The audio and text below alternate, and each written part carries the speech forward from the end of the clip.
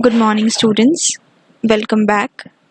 Today we are going to start Session 8 Internet Security.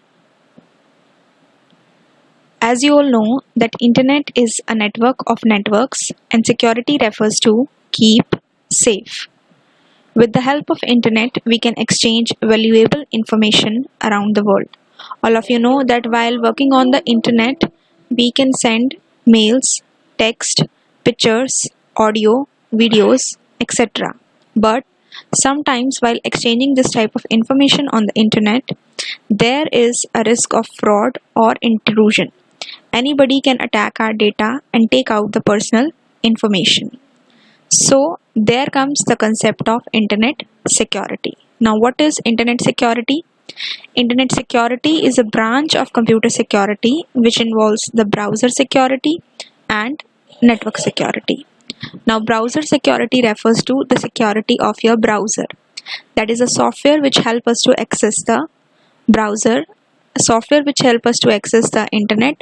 That can be Google Chrome, Mozilla Firefox or any other software. And it also involves the network security, that is the security of the hardware or the software devices connected to our network or the computer. Now the main objective of the internet security is to establish the rules and measures to be used against attacks over the internet. That is, while exchanging the information over the internet, we need to have some rules which need to be used or applied so that we are secure from the cyber crimes on the internet. Next we have is some of the online threats which are available on the internet are. The first one is phishing. Phishing is a cybercrime. General crime we know, and now cybercrime is the crime which is done on the internet. Basically what it does is it steals the user's data, and the stealing of data can be in the form of login credentials like your username, password or your credit card details or your banking information. And how does it happen?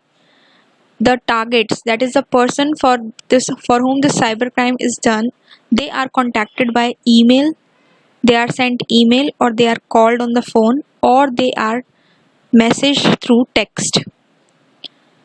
So this is the way which steals the user's data. Next is email spoofing.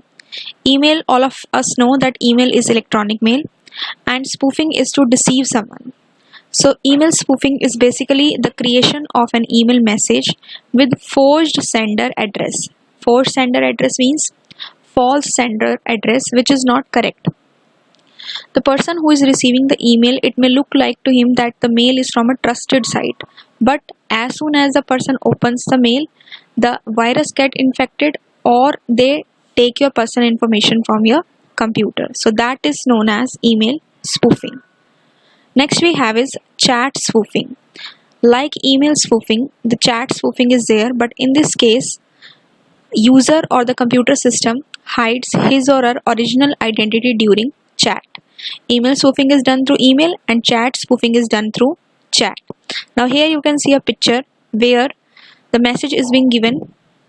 We already decided to give you a raise of $500.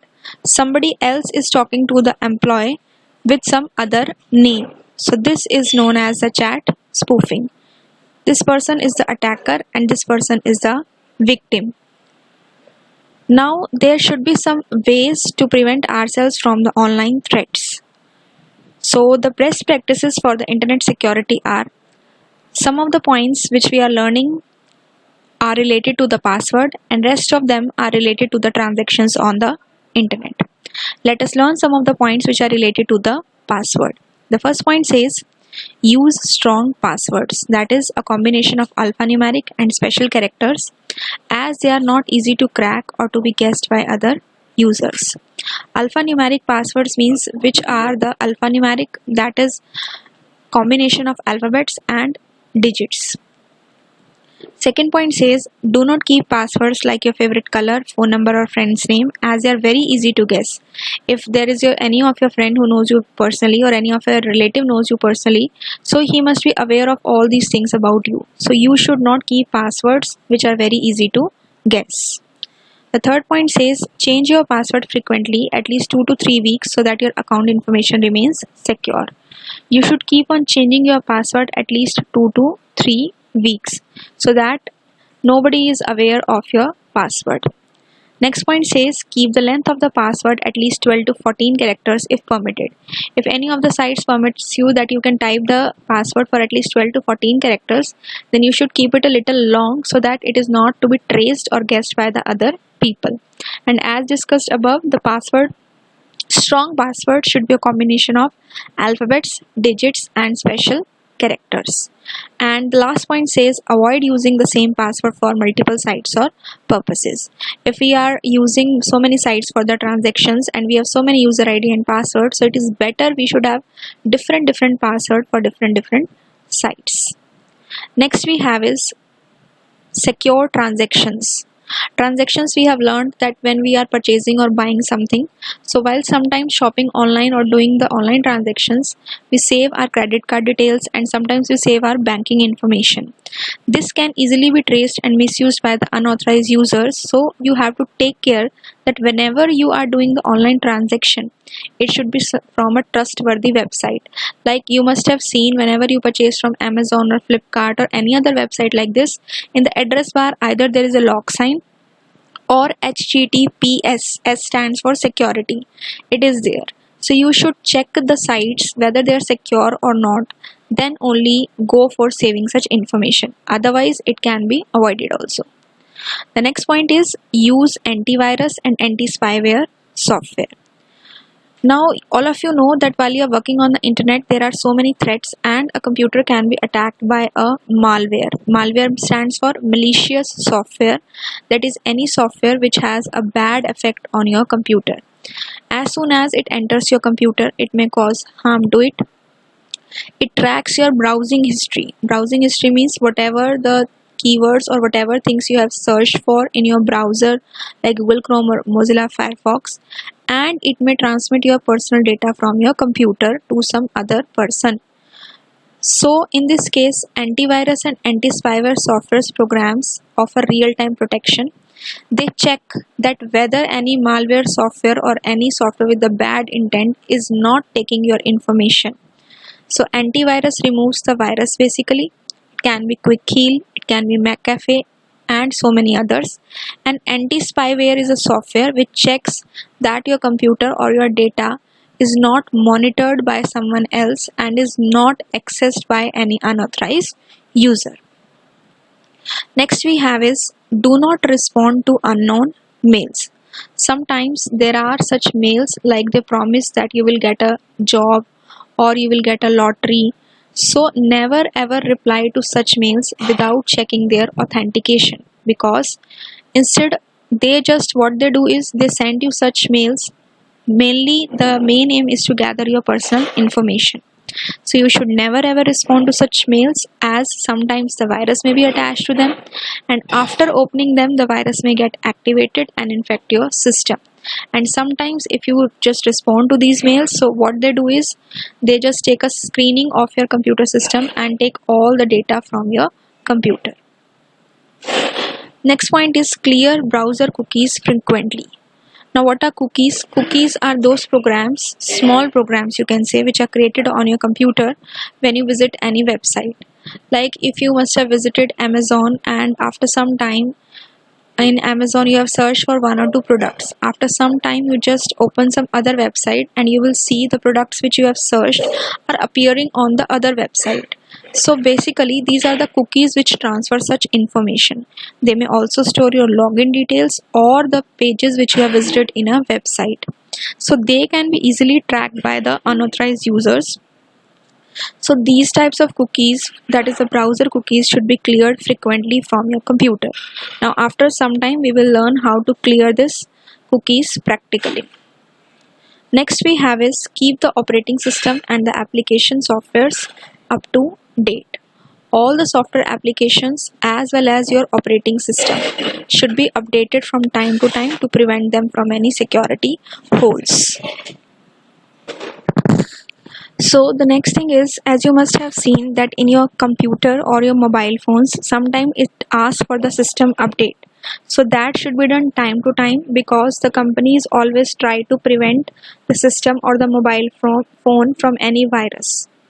Now next is install firewalls.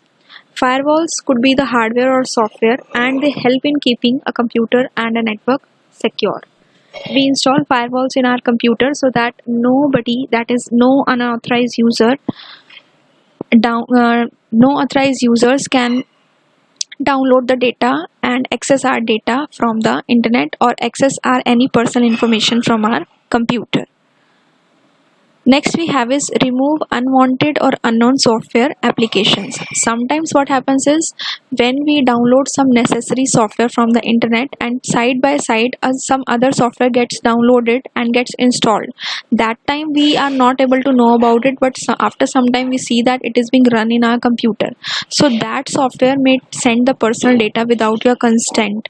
So what you have to do is, if you see any such software that has been downloaded or installed on your system, you should remove such softwares from your system. Next we have is never install software from unknown sources. So we should know that the software, whatever we need to install, should always be downloaded from a trustworthy website, which is a secure website which has HTTPS. You can, while downloading, what you can do is, you can just read the comments of the other users who have downloaded from this site and how was their experience, and you should understand the nature and purpose of the software before downloading and installing it. Sometimes we don't require that software much, but still we download so that we think that we may use it 1 or 2 times. But if it is not required, then don't download it. Even if you are downloading it from any other site, just check the authenticity of the site, whether the site is secure or not secure. Now we will learn how to clear the cookies and the other things from the browser history. Sometimes it happens that some of the websites ask for our credentials, that is autofill forms are there, like you have to enter your name, your class or your section or your phone number or your address, and when you are searching that website again, so that the details are already there.